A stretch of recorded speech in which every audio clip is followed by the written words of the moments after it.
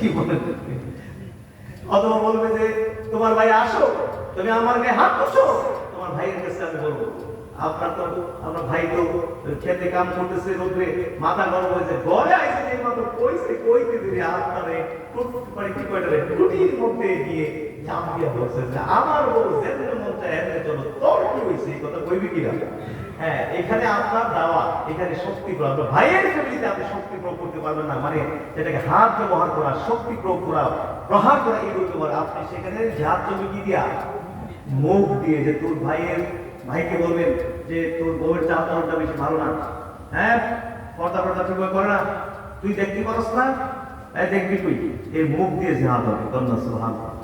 জনগণ আইন হাতে নিতে পারবে না। আল্লাহ রাসূল এই যে ঈদে হারাম শরীফের মধ্যে নামাজ পড়ছেন, কি করছেন? নামাজ পড়তে 360 মূর্তি চতুর্দিকে, কয় মূর্তি? কাফের মুশরিকরা সে মূর্তি পূজা করছে, আল্লাহ রাসূল তিনি তার ইবাদত বন্দী করছেন। কোন মূর্তি হাত ভাঙে নাই, আইন হাতে নাই, বা কোন দুষ্ট লাগাই দেন নাই, যা মূর্তির হাত ভাঙে লাইছে, পা ভাঙে লাইছে, এই নিছে আইন হাতে নিছে। এরপরে হিজরতে মদিনায় চলে গেছেন, ইসলামের রাষ্ট্র সেখানে হয়েছে। এরপরে যখন মক্কা বিজয় হয়েছে, দলে দলে কাফির মুশরিক আল্লাহ রাসূলের কাছে এসে সব কলমা পড়ে মুসলমান হয়ে গেছে। এখন দেখলো সব মুসলমান, সব কি হয়ে গেছে গা মুসলমান। এখন কাফেররা দেখলো, মুশরিকরা দেখলো, ওরে আল্লাহ, এখন তো আমরা মুশরিক ছিলাম, 360 মূর্তির পূজা করছি, এখন যে আমরা সবাই নবী মুহাম্মদ সাল্লাল্লাহু আলাইহি ওয়াসাল্লামের কাছে কলমা পড়ে কি হয়ে গেছি, মুসলমান হয়ে গেছি, তো এখন আর এই পূজা করবো কেডা? এখন আসো আমরা সবাই মিললে এই মূর্তি কি করে লাই ভাঙিয়ে দিই। কন্যা সুবহানাল্লাহ। হ্যাঁ, আপনি হিন্দুদের মূর্তি কি করে ভাঙবেন?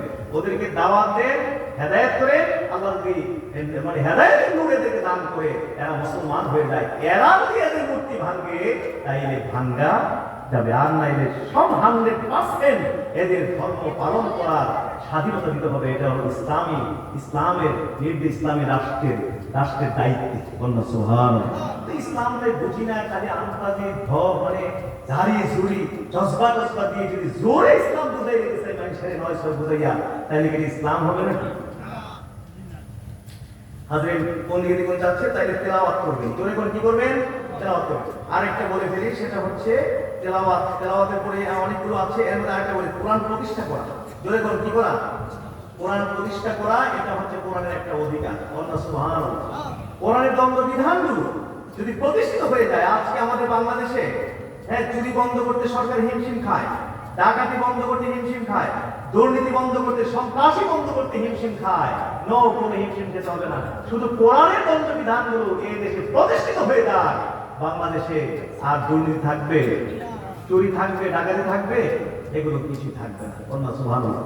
এই যে আরব দেশগুলোতে কোরআনের অল্প কয়েকটা দণ্ড বিধান আছে, বুঝতে পেরেছেন? এত বরকত।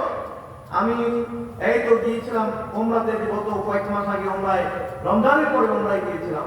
পথে আরব আমিরাতে ইনভাইট ছিল আমাদের বাংলাদেশ তালিম হিজবুল্লাহ, সেখানে কমিটি হয়েছে, তাদের পক্ষ থেকে ইনভাইট ছিল, আমাকে ঘোরালো পুরা আরব আমিরাত। কি বলবো, আর বলে শেষ করতে পারবো না। ওমরায় গেলাম, সেখানেও জেদ্দা কমিটি তারা আমাদেরকে বললো, হুজুর একটু আসুন না আমাদের জেদ্দা সমুদ্র পারে একটু ঘুরে যাবেন। গেলাম, মাশাআল্লাহ, যেই পরিবেশ দেখলাম, এরকম পরিবেশ হলে তো পীর মাসে আল্লাহর ওলিরাও তাদের ফ্যামিলি নিয়ে সমুদ্রের পাড়ে একটু সময় কাটাইতে যেতে কোনো অসুবিধা নাই। সুবহানাল্লাহ। ফ্যামিলি নিয়ে যাচ্ছে সেখানে সময় কাটাবার জন্য, যার যার ব্যস্ত তাদেরকে নিয়ে, কেউ কারো দিকে কারো কোনো চিন্তাই নেই, সময় কাটাচ্ছে। সাউন্ডটা কতটুকু নিয়ন্ত্রিত, কে কতটুকু উচ্চ স্বরে কথা বলতে পারে। অনলাইনে খাবার দিয়ে, মানে অর্ডার দিয়ে দিচ্ছে, খাবার চলে আসতেছে, খেয়ে দিয়ে টাইম কাটিয়ে তারা চলে যাচ্ছে। এখন তো অনলাইনে খাবার চলে আসে, এখান থেকে যদি অর্ডার দিয়ে দিয়ে চলে আসবে খাবার, ঠিক বলেন, ঠিক কিনা? এই যে পশ্চিমা দুনিয়া, এখন তো আর বউয়ের সাথে রান্না বান্না কেউ আর খাইতে পারে না, সব অনলাইন, সব কি মানে। এমনকি বাংলাদেশ শুনেছি প্রায় ঢাকার সবাই নাকি 30% ফ্যামিলি এখন বাসায় আর কি হয় না, রান্না বান্না হয় না, সব অনলাইন হয়ে গেছে। সব কি হয়ে গেছে? অনলাইন হয়ে গেছে। ওর জামাইও চাকরি করে, বউ কি করে চাকরি করে, রান্না কোন সময়, তো অনলাইনে অর্ডার দিয়ে দিচ্ছে, এরপরে যা যা খিয়া এরপরে বাসায় ঘুমাই আসে, এই বুঝে জীবন। তো যাই হোক, সেখানে অনলাইনে অর্ডার দিয়ে দিচ্ছে, খাবার খেয়ে চলে যাবে। আমি আরো মানে ওখানে দেখলাম যে নিরাপত্তার ব্যাপারটা বলি যে 100% নিরাপত্তা। সারা আরব আমিরাত ঘুরতে পারবে, এক সেকেন্ডের জন্য চিন্তা করতে হবে না।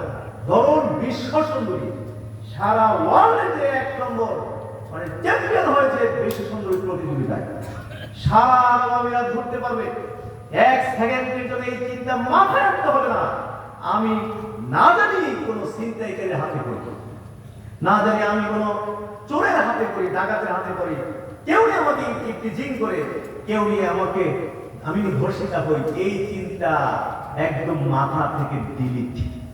2টা 5টা 1টা রাত দিন 24 ঘন্টা ঘুরতে পারবে, এক সেকেন্ডের জন্য এই চিন্তা মাথায় আনার কোনো প্রয়োজন নেই। সুবহানাল্লাহ। আর আমাদের বাংলাদেশ তো আল্লাহর রহমতে এরকম তো না, এরকম না, এরকম না। আরে ওই যে কক্সবাজারের একটা ঘটনা কই, 1-2 বছর আগে ডেলি করতেছে, 1-2 বছর আগে ঘটনা, জামাই বউ নতুন বিয়ে হয়েছে, একটু ঘুরতে গেছে হানিমুনে, সবাই